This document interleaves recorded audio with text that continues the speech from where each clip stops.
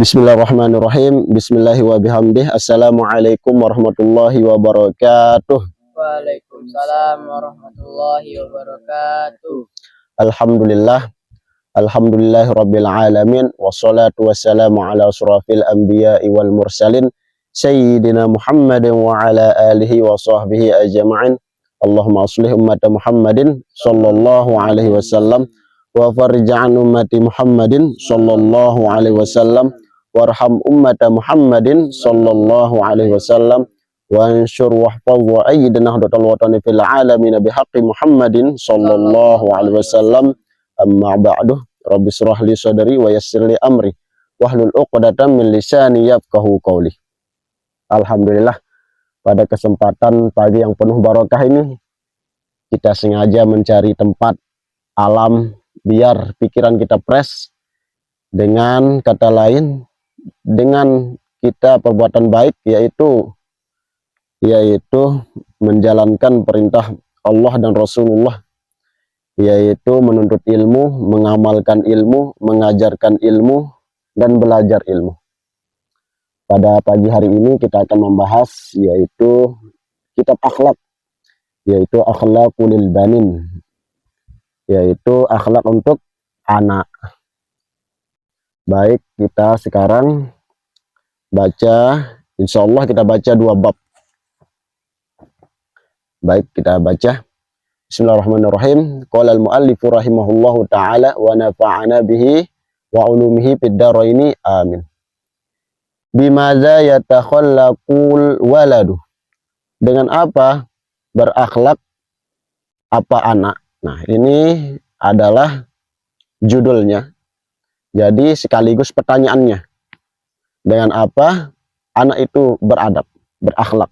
Nah, jadi di sini dijawab yajibu 'alal waladi, wajib atas anak, ayyatakhallaqa bil akhlaqil hasanati min sigorihi. Apa hendaknya berakhlak dia anak tersebut dengan akhlak yang baik dari kecilnya. Jadi dari kecil itu anak-anak itu wajib untuk memiliki akhlak yang baik. Gimana caranya agar anak-anak itu memiliki anak yang baik? Yaitu yang pertama dari ibunya. Karena al-ummiyu al-madrasatul ula. Ibu itu adalah madrasah pertama bagi anak-anaknya. Jadi orang tua itu, ibu itu harus menunjukkan prinsip yang baik, sifat yang baik kepada anaknya. Jangan suka bertengkar di hadapan suami, di hadapan anak. Jangan, karena itu bisa merusak mental anak, merusak akhlak anak. Dan yang kedua, kawan bermainnya. Jadi kawan bermainnya dari kecil itu harus dipilih juga. Harus kawannya yang baik-baik. Kenapa? Itu kalau baik kawannya, maka baik juga akhlak anak tersebut. Nah, gitu. Terus memondokkannya atau mensekolahkannya. Jadi pilih guru-guru yang baik, agar kedepannya anak-anak tersebut menjadi pribadi yang lebih baik. Kenapa anak-anak tersebut menjadi pribadi yang lebih baik atau dari kecilnya berakhlak? Kenapa? Lita'isha mahbuban fi kibarhi, agar dicintai, agar hidupnya dicintai pada besarnya anak tersebut. Jadi kalau dia kecilnya berakhlak, maka besarnya dicintai. Memang orang yang bau parfum banyak yang suka sama dia, banyak yang dekat. Tapi orang yang bau terasi, maka orang itu menjauh. Jadi kebaikan itu seperti wewangian, yaitu orang datang kepada wewangian tersebut. Oleh sebab itu, siapa yang memiliki akhlak yang baik dari kecilnya, maka hidupnya dicintai sampai besarnya, dicintai oleh seluruh orang. Yarda anhu rabbuhu, bahkan Allah meridhoi dirinya anak tersebut, yaitu Tuhan meridhoi dirinya, itu Allah Subhanahu wa taala. Wa yuhibbuhu ahluhu, dan dicintai dia anak tersebut pada keluarga-keluarganya. Wa jami'un nasi, dan seluruh manusia, seluruh orang mencintai dia. Begitulah orang yang memiliki akhlak yang baik itu dari kecilnya sampai besarnya, orang tuanya mencintai dia, orang lain pun mencintai dia, malaikat mencintai dia, apalagi Allah Subhanahu wa taala dan Rasulullah. Masya Allah. Beginilah kalau kita menjadi orang yang baik. Akan tetapi wajibu alaihi aidon, dan wajib juga atas seorang anak tersebut ayya bata'ida, apa hendaknya menjauhi apa, anil akhlakil qabihat, yaitu dari akhlak yang tercela atau akhlak yang buruk. Dari kecil dia harus memiliki teman yang baik, jangan sampai dia memiliki teman yang tidak baik, karena ini akan berpengaruh sampai besarnya. Seperti contohnya pohon itu kalau dia bengkok kecilnya kita lurusin, maka besarnya lurus. Tapi kalau dia dari kecil bengkok sampai besarnya bengkok, terus besarnya kita lurusin, tidak bisa lagi karena sudah tebal batangnya. Nah, begitulah anak tersebut juga.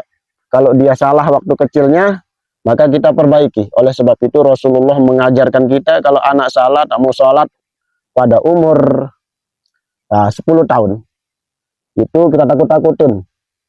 Kita ambil kayu lidi agar dia sholat. Itu untuk mendidik dia, biar dia tidak terbiasa sampai besarnya. Kaila yakuna makruhan, agar tidak menjadi orang yang dibenci. Jadi orang jahat itu, orang jelek itu ya dibenci semua orang. La yarda anhu rabbuhu, tidak diridhoi dia Tuhannya, tidak meridhoi dia. Wala yuhibbuhu ahluhu, dan keluarganya pun tidak mencintai dia, tidak suka sama dia. Wala ahadum minan nasi, dan semua orang pun tidak suka sama dia. Nah, inilah kebalikan dari yang tadi. Kalau kita memiliki akhlak yang baik, maka Allah suka dengan kita, orang tua kita suka dengan kita, keluarga kita suka sama kita, dan seluruh manusia suka sama kita. Akan tetapi kalau kita memiliki akhlak yang tercela, akhlak yang buruk, maka orang-orang benci sama kita. Tinggal satu bab lagi, al-waladul adibu, bermula anak yang beradab. Al-waladul adibu yahtarimu walidayhi wa muallimihi. Jadi anak yang beradab itu adalah yaitu menghormati kedua orang tuanya dan guru-gurunya. Nah, itu anak yang beradab. Nah, jadi dia menghormati orang tuanya, guru-guru yang pernah dia diajarkan olehnya, dia hormati. Itu adalah anak yang beradab. Wa ikhwanahul kibaroh, dan saudaranya yang besar dia hormati juga. Wa kullaman huwa akbaru minhu, dan orang yang besar dari dia, lebih besar dari dia, dia hormati juga. Wa yarhamu ikhwanahu syigara, dan dia mencintai, menghormati saudaranya yang kecil juga dari dia. Wa kullaman huwa afdaru minhu, dan seluruh tiap-tiap orang yang lebih kecil dari dia. Nah, ini namanya anak yang beradab, yaitu dia menghormati orang tuanya, menghormati guru-gurunya yang pernah mengajarkan dia, walaupun alif bata. Jadi Ali bin Abi Thalib pernah berkata, siapa yang mengajarkan aku satu huruf saja, maka aku siap menjadi budaknya. Itu perkataan Sayyidina Ali bin Abi Thalib, luar biasa. Oleh sebab itu kalau Imam Syafi'i melihat guru ngajinya saja digendong. Nah, oleh sebab itu betapa barokahnya ilmu Imam Syafi'i. Dan betapa capeknya orang tua kita merawat kita, melahirkan kita, mendidik kita setengah mati. Tiap malam tidak bisa tidur. Oleh sebab itu kita tidak bisa membalas jasanya.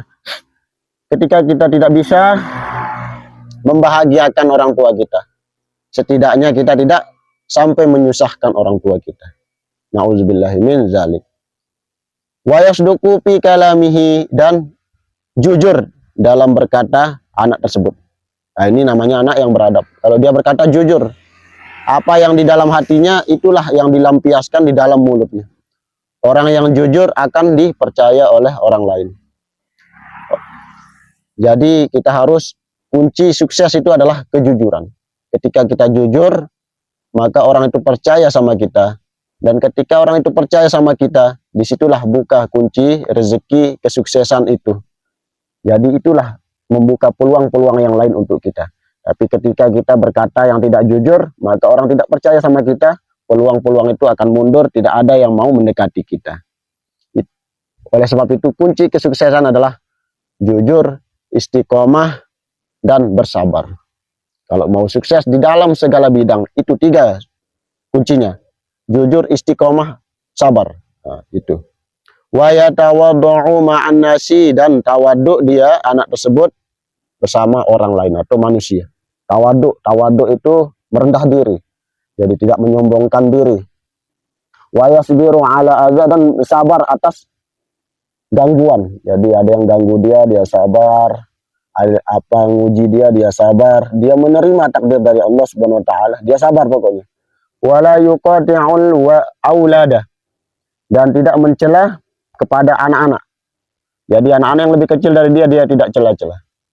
Nah, ini ada yang beradab. Wala yatakhasamu ma'ahum, dan tidak bertengkar atasnya anak-anak tersebut. Jadi dia tidak suka bertengkar, tidak suka berkelahi. Wala yarfa'u sautahu idza takallama aw dhahika, dan dia anak tersebut, anak yang beradab tersebut tidak mengangkat suara apabila dia berkata-kata atau tertawa. Jadi orang yang suka mengeraskan suara, kalau dia berkata itu adalah orang yang tidak beradab. Apalagi di depan orang tuanya tidak boleh kita berkata-kata yang kasar, yang keras. Apalagi dia tertawa, terbahak-bahak, keras-keras. Nah, itu orang yang tidak beradab. Nah, jadi ini adalah ciri-ciri anak yang beradab. Orang yang beradab akan dicintai seluruh manusia. Ketika Allah sudah mencintai orang itu, ketika Rasulullah sudah mencintai orang itu, maka seluruh orang akan mencintainya. Tapi ketika Allah sudah membenci orang itu, maka seluruh manusia akan membenci dirinya. Contohnya seperti Fir'aun. Fir'aun dicela oleh Allah, Abu Lahab dicela oleh Allah juga. Sebanyak apapun orang yang memuji dia, apapun orang yang menaikkan derajat dia di muka bumi ini, maka namanya tetap tercela. Akan tetapi kalau seperti Luqmanul Hakim adalah seorang budak, atau Bilal bin Rabah seorang budak, tapi Allah dan Rasulullah memuji dia, sedunia ini pun orang yang mencela dia, maka tetap namanya terpuji. Begitulah.